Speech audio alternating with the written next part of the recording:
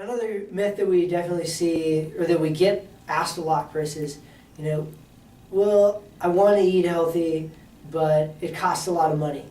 And really, when you get down to it, it's either pay now or pay later. And now the cost thing, maybe if you lived in the middle of nowhere and there was a small grocery store and they didn't have anything, we have all these big box stores. They're all starting to compete against each other and against the local stores that they bring in all these foods that are organic. They don't have all the shipping costs, so they can a lot of times be cheaper and beat those big supermarket prices.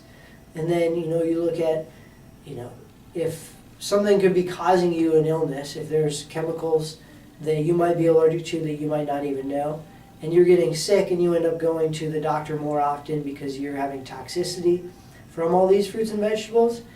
Now all of a sudden, $1,000, $1,500 doctor bill, which is nothing nowadays, is not that big of a deal to spend an extra 50 cents on, a bag of oranges or, some healthy organic fruit. So, and it doesn't necessarily have to be there. We could go into, just getting away from eating all the boxed food. Shop on the outside of your grocery store. Come to a shop with a doc or a shopping event with Chris where we can, walk you through a store and say, hey, there's so many different options. You don't have to just keep using the same ones.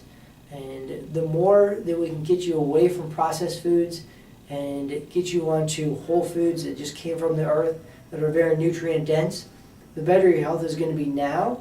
And 10 years, 15 years, even 30 years from now, there's going to be a huge change. And I think that's one of the concerns we have in this country is we have all these kids that are developing all these sicknesses and diseases at an early age, but look at what we're feeding them in our schools, at home, and nobody really knows what the long-term effects are going to be. We know right now they're causing sickness, but what's that going to be like 10, 15, 20 years from now when they have even more sicknesses and healthcare costs are going to be through the roof?